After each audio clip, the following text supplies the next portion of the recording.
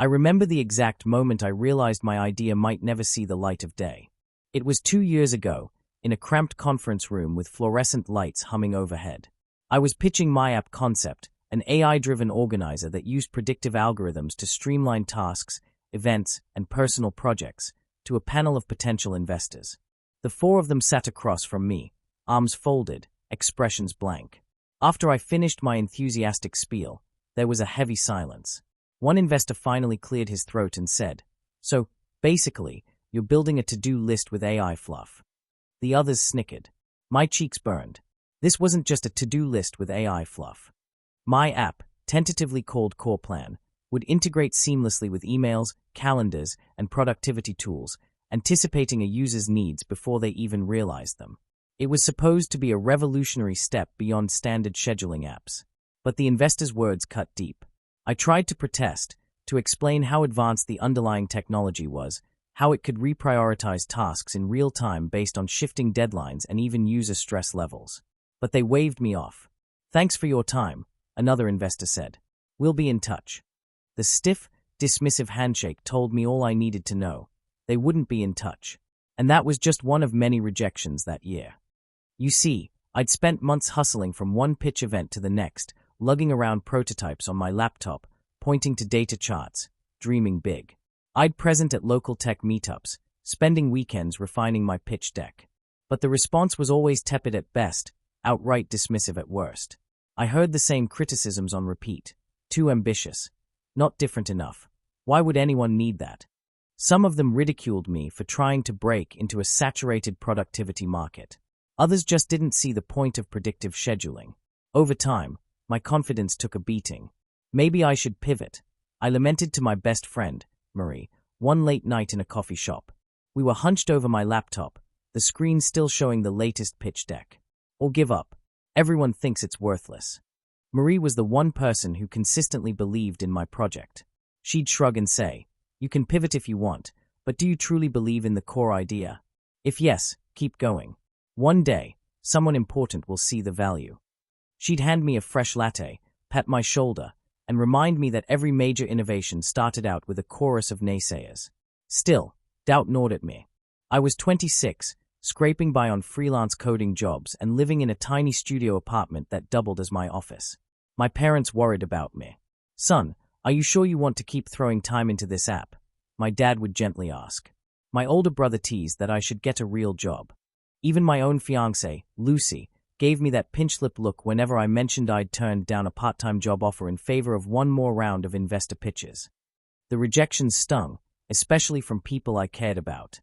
It reached a point where I couldn't recall how many no, thanks emails or "we've decided to pass" phone calls I'd received. After a while, they all blurred together into a haze of negativity. Core Plan felt like a lost cause. But a tiny part of me refused to let go. Maybe it was stubbornness or pride, but every time I hovered over the delete key on my project folder, I heard Marie's voice in my head. "If you believe in it, keep going." A major turning point came unexpectedly. I was at a small tech expo, not even an official exhibitor, just wandering around with a name tag, hoping to network. I ended up stuck in line for coffee behind a man tapping impatiently on his phone. He sighed audibly when the line didn't move fast enough. I couldn't help but chuckle. "Long day?" I asked. He glanced up, a bit startled. "Yeah, you could say that. My entire schedule's a mess, and the day's only half over." I recognized the perfect segue to mention Core Plan. Usually, I'd be shy about spontaneously pitching, but something about this guy's frustration gave me a nudge. So I said, "Funny you mention that. I've been working on an app that reorganizes your schedule on the fly, using AI to predict your best times to tackle tasks." He raised an eyebrow, curiosity flickering. "Sounds interesting, but does it really make a difference?" I pulled out my phone, opened Core Plan's rudimentary prototype, and walked him through it right there in the coffee line. As I demonstrated how it reprioritized tasks based on location, time constraints, and even personal preference data, his expression shifted from skeptical to intrigued. By the time we reached the front of the line, I'd given him the elevator pitch in full. "Mind if I see more after the expo?" he asked, handing me his card. Turns out, he was a mid-level manager at Apple, scouting new talent or ideas. My pulse raced. Sure, it wasn't like a top executive, but he was a foot in the door I so desperately wanted. I gave him a big grin and my contact info, trying to stay casual despite my excitement. That see more turned into a series of informal meetings, phone calls, and eventually a visit to Apple's campus, where I showcased CorePlan to a handful of product folks. They grilled me on the technology behind it.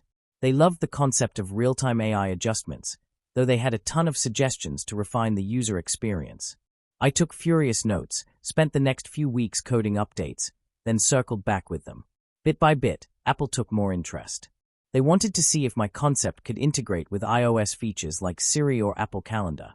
I pitched a deeper collaboration, let me rework CorePlan to run seamlessly on Apple's ecosystem, so that iPhone users could enjoy predictive scheduling across all their devices. The Apple managers seemed intrigued enough to push my proposal up the chain.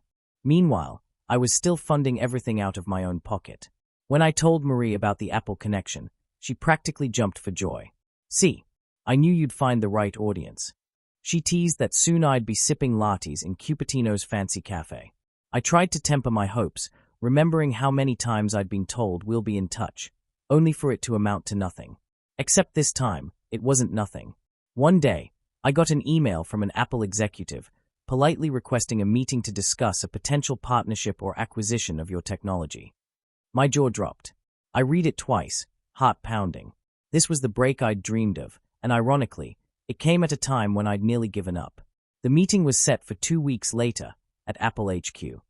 Flying to Cupertino, I wore my best and only tailored suit. The campus loomed sleek and impressive under the California sun. My hands trembled as I set foot in the polished lobby. But the greeting I received was warm.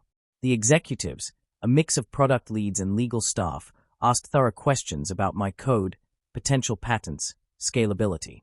At the end, the head of emerging technologies, a composed woman named Rhea, slid a folded piece of paper across the table. "We'd like to offer you a contract," she said gently. "I think you'll find the compensation fair." I opened it. My eyes flicked from the 6-digit salary to the stock options, then to a second section labeled licensing and exclusivity. There, in crisp text, it outlined a figure of $2.1 million annually for exclusive rights to integrate CorePlan's AI engine across Apple's suite of productivity apps. My head spun. $2.1 million a year. My throat felt suddenly dry. My mind flashed back to the countless rejections, to the night I sat alone after the final pitch that bombed. And now Apple was basically offering me a life-changing contract. I murmured, "This is more than fair," voice shaky. Rhea and the others smiled, clearly pleased. "We believe in your concept," Rhea added. "We can help scale it globally." We hashed out details for hours. By late afternoon, I walked out clutching a contract that would net me more money than I'd ever fathomed. My entire body buzzed with a mix of elation and surreal disbelief. The same app idea that everyone else scoffed at. The same code that investors called AI fluff. Apple was paying me, one developer with no previous track record, $2.1 million a year for licensing. It felt like stepping into an alternate reality. Naturally, word spread fast. I told Marie, who screamed so loud over the phone I nearly dropped it. My family's jaws collectively hit the floor. Everyone wanted to celebrate. But I also felt a pang thinking about the naysayers, particularly the so-called experts who turned me away. Where were they now? Probably still tossing out no thanks to other hopeful inventors. Meanwhile, I held an Apple contract guaranteeing me the financial freedom to push my vision forward. The news circulated in tech circles.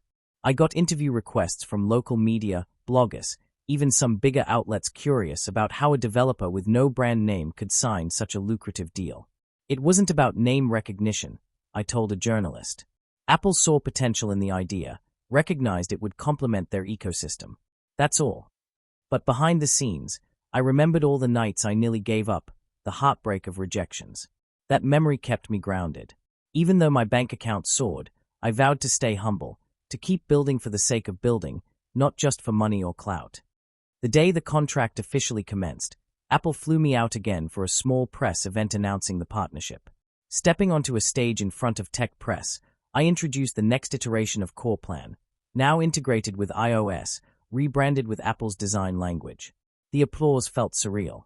As questions poured in, some praising, some skeptical, I thought about how just a year prior, I was an unknown developer scouring pitch events for a single yes. Now, I was standing next to top Apple executives unveiling a product that might soon appear on millions of devices. After the event, as I slipped backstage, a wave of emotion crashed over me. It was all so different from the night I left that stuffy conference room, humiliated by uninterested investors. I closed my eyes, exhaling gratitude. Because ironically, those rejections forced me to refine my pitch, to sharpen the technology, to approach an unassuming Apple manager in a coffee line, someone who recognized my dream. People started calling me the unstoppable dev or the million-dollar newcomer. But the truth was simpler.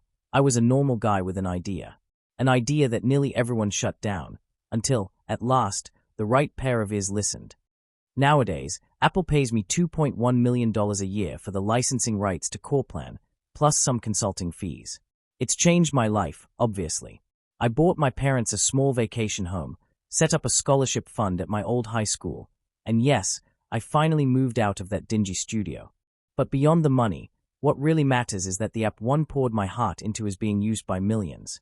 I get emails from busy professionals, students, even retirees, saying how CorePlan's predictive scheduling has eased their stress. Sometimes I think back to that investor's mocking line, just a to-do list with AI fluff. I smile, because if only they'd looked deeper, they'd have seen something special. This journey taught me that rejections aren't necessarily a verdict on your idea's worth. It's just that you haven't found the right audience yet. If I'd let those early no's define me, I wouldn't be here, quietly changing the productivity game, collecting a monstrous check from Apple each year. When I speak at conferences now, I emphasize that point. If you truly believe in your idea, keep going. The gatekeepers might not see what you see. That doesn't mean it isn't real or valuable. People in the audience nod politely, but I see that spark in some of their eyes. They are living the same frustration I once did, battling closed doors. I hope my story gives them an extra push to keep knocking. And that's the best part of this entire ride. More than the money, more than the bragging rights, it's the knowledge that I turned naysayers into footnotes in my success story. Everyone who once rejected me for my so-called worthless idea might be scratching their heads now. But I harbor no ill will. If anything, they gave me the resilience I needed to persist, to find that one open door in a sea of locked ones. I guess that's my personal motto now. One open door is all it takes. In my case, that door was an impatient Apple manager in a coffee line. And that chance encounter flipped my life upside down in the best possible way. So, yeah, my app idea was rejected by everyone at first. Now Apple pays me $2.1 million a year, and I wake up every day grateful I didn't let those rejections bury my dream. Because on the other side of no can lie the biggest yes you'll ever get, if you're stubborn enough to keep searching for it.